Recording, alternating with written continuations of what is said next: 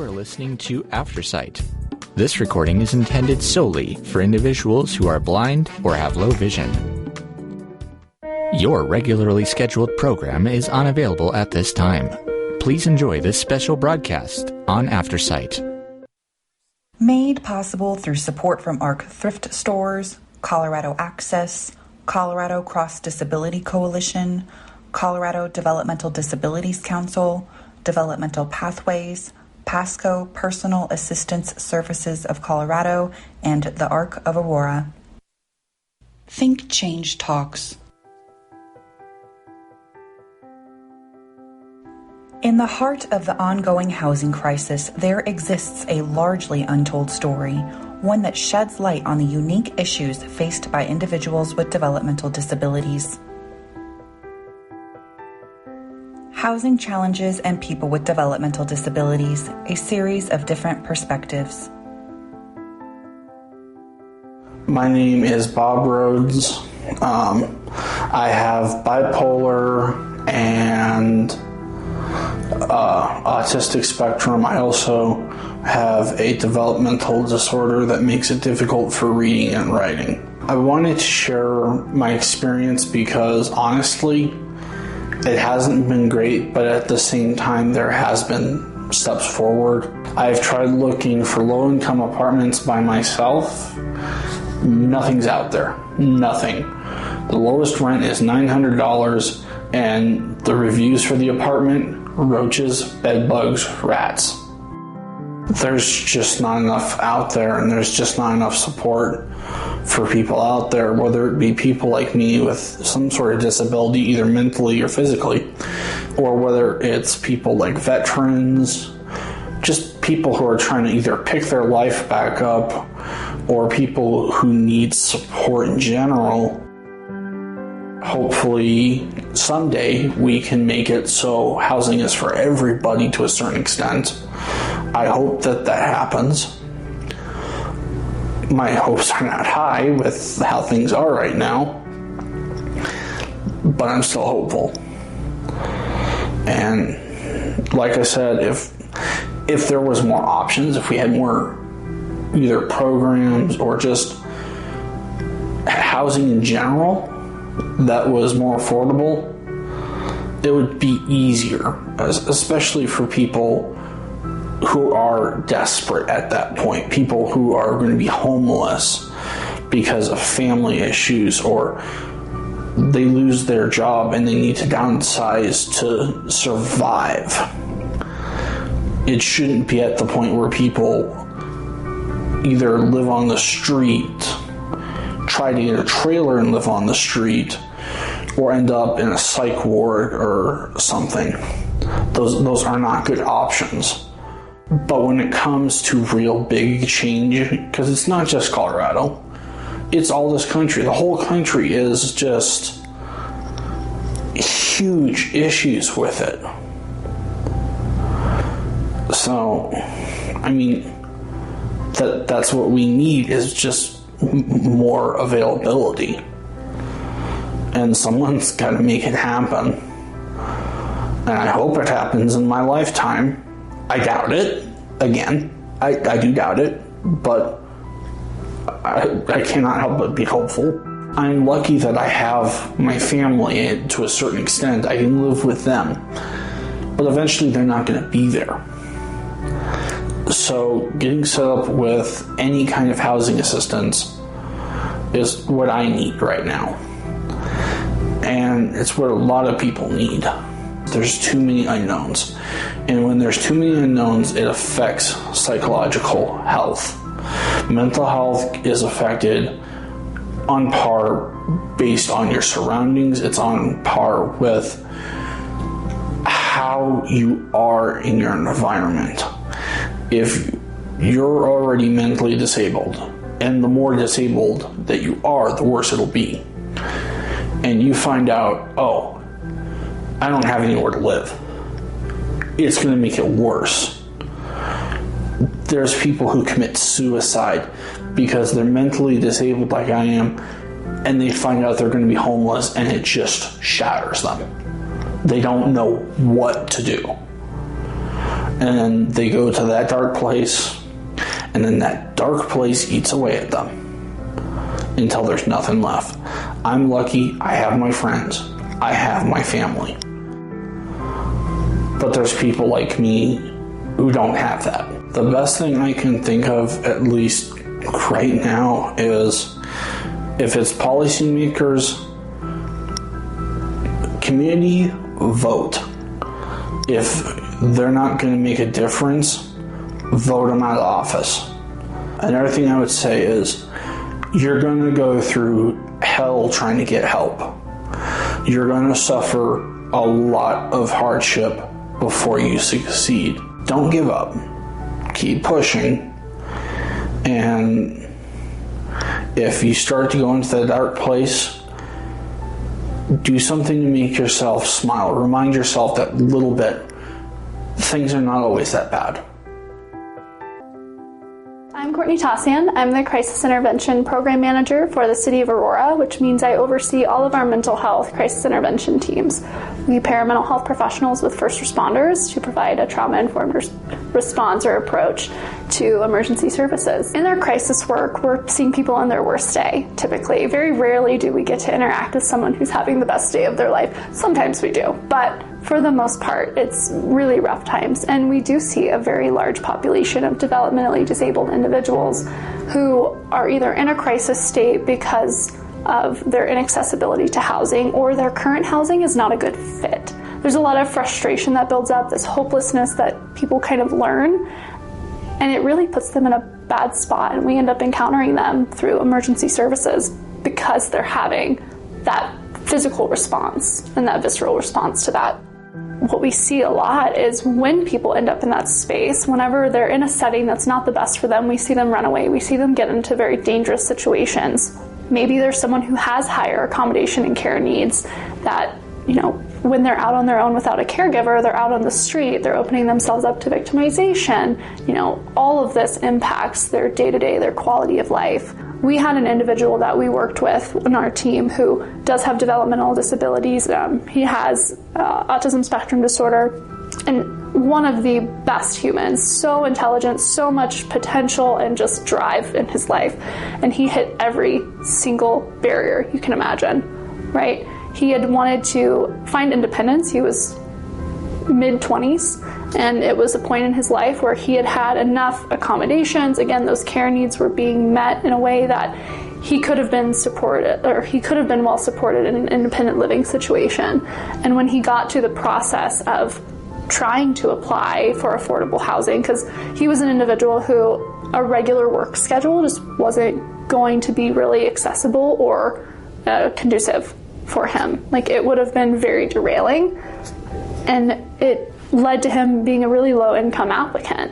And the problem was the ability to apply was difficult, even with having family members who were there to help support. Because obviously what we know, especially with autism, is a lot of times it is genetic. A lot of times there is this genetic component to it. So mom struggled. Mom was also a refugee and had come from another country where English was her second language. So we add that on top of the barriers that already exist for this individual. So we had encountered him because, again, that frustration that I talked about earlier just built and built and built, and he actually was expressing suicidal ideation because he felt so hopeless that I'm never going to get to be my own person. I'm never going to get to live independently like I see my friends doing, like I see people online doing. And he thankfully had a good support system online and friends there, but he's seeing all of these other people living these independent lives and wondering, why can't I do that? And it just continued for him, reinforcing, I have a disability and I'm not the same as other people, which is really upsetting for people. And of course we empower those with disabilities and say, here are your strengths, but we also can't ignore the barriers and the trauma and just the feelings that come with having to live with that every day. Just from the reports that we've received, we have seen people who have gotten into affordable housing and then really struggled when they were there because the environment around them wasn't necessarily something that made them feel safe, or if there were certain things that they did to self-regulate, like going for walks or stimming or things like that, in their community, it was seen as either threatening language or, something that just wasn't really safe for that person. So all of these little intricacies that people don't normally think of just because, it's just housing in an apartment. It's like, it's not that easy. And it creates this ripple effect. And people get stuck being unhoused because more and more barriers keep building up and compounding. The barriers that they face outside of what the general public has to only makes it more difficult. And so people who are, again, neurotypical and struggle with this process, it's only amplified and exacerbated when you are someone who has a developmental disability and has all of these other challenges that you have to get around before the process, right? Because like you had said earlier, maybe I don't know how to read very well. Maybe I, have slower processing speed. Maybe I'm getting overwhelmed with the process and it's causing meltdowns and I can't actually get through the form, right? So all of these things that the general population doesn't even really have to think twice about. Programs like mine do run into individuals that are constantly hitting the barriers, especially around housing. With the state of the world right now and what housing looks like, it's hard for anyone, but the lack of safe and affordable housing is really, again, disproportionately affecting individuals with developmental disabilities. My name is Erica Voisin. I am the Communications and Outreach Manager for Disability Law Colorado. I've lived in Denver for about 10 years with my daughter Juniper, she's 9, and she has autism. So we've been in this world for a very, very long time. When I started at Disability Law Colorado, I was hired for a grant project around housing access in rural and frontier communities around Colorado. And really just to go and meet with people and figure out what those primary housing concerns and needs were specifically for people with disabilities. But what we were finding was that each community was very unique in its housing needs, but there were some pretty big, obvious similarities statewide that we were finding specifically with accessible housing. There's just not enough accessible housing, and what's there is often being used by people who really don't need it. Until some laws change and until more units are built and specifically set aside for people who actually will need them and use them, it's unfortunate, but there's oftentimes not a lot we can do in those situations. Low-income housing in general, the stock is low aside from the accessibility piece. And then when you're working with Section 8 vouchers or any kind of voucher system, what I've heard from communities across the state is that those vouchers aren't even nearly close to covering a fair portion of the rent for people who are living well below the poverty line. And so even if housing is available, it might not still, with all of these supports, be affordable for people. Here in Denver, there's some well-intentioned policies around, having so many units be accessible, but oftentimes contractors and developers will look at what essentially a fine, they're just going to be fined a specific amount of money, and really when they weigh the difference between what they could make in rent off of that unit and what that fine is, it's basically just like a slap on the wrist, and it's really not doing much, we're finding right now. There's a lot of work to be done for people with disabilities. I find in my work with housing and otherwise that disability is often the last thing thought about. We were approached by a state agency who was working on a homeless initiative and had already made plans and had already done all of this work for years and years, and then as an afterthought said, we should probably consider, this perspective. But, we were never asked in advance, and oftentimes people with disabilities aren't offered a seat at the table. There are plenty of commissions. If people look at their local governments and municipalities, there are multimodal transportation groups. There are housing specific commissions in these, local governments, oftentimes either they have empty seats, or if they don't have empty seats, there's certainly not a single person there with a disability or any kind of lived experience that can inform those really big decisions and policy changes that are being made at the local level. And that's a shame. I think going in with the intention of understanding that there is not just one solution to the housing crisis, that there needs to be a multifaceted approach, and that all perspectives need to be considered. And if you are working with people with disabilities and you don't have any lived experience, then you need to make sure that you are engaging with community, because their input is invaluable. This is their lives. These are their lives. And nobody is going to be an expert on their lives but the community, right?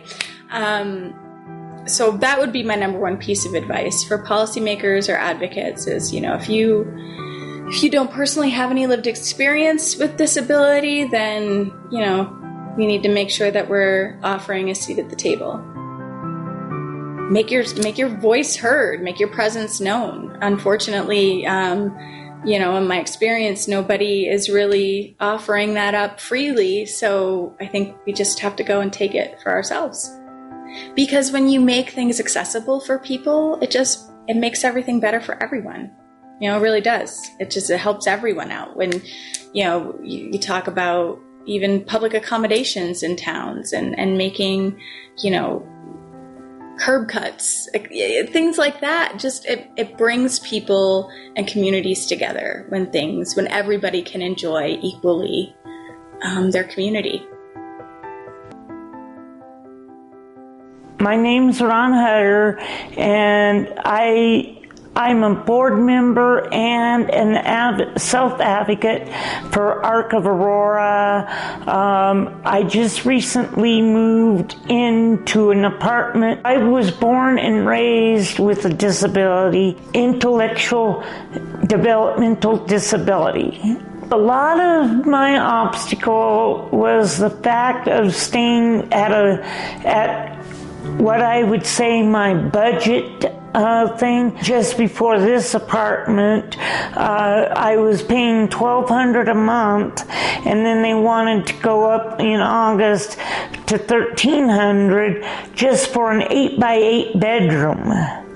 And I was climbing upstairs without a handrail, and I was fearing for my life because without a handrail, what if I trip down the stairs? I've moved to 3 different places because there was that house with the basement, and then from the house with the basement, I went to the condo without a stair rail, and I didn't feel the condo was simply safe for me because I'd have to climb stairs without a handrail, and could be an American with Disabilities Act violation. I was down to paying $50 a month a week for food, and I was worried that I was going to even have to break that down even more to like $35 a week for food because they wanted another $100 on top of my rent, and I was also paying over $200 in utility bills. This place, the utility bills are all included in my rent. Having a fixed income is saying having less than $1,200 in order to spend for life things that you need, like food, and I couldn't even imagine going out to a movie because I didn't want to worry about, taking money out of my expense account to make the money last. Since I moved in here, it's been great because I had I have built a savings account back up, but I literally drained that account when I was living at the other place. On the safe and affordable housing, just please make more low income housing affordable. Just like when I was looking for this place, when I was looking for other places, they said they were low income housing, and then they were upward of $1,700 a month. How is that affordable housing when it's over budget? I realize rent and everything's gotta go up, just like with the price of all the taxes and stuff, but it's more or less a concern when you're trying to live on, say, $15 an hour, that it's very hard to live with only $15 an hour and live your life. And you gotta do the best you can do. You just gotta do what you can to enjoy life and make it better for yourself. To learn more about convenient and contemporary educational products through ThinkChange, visit www.thinkchange.training.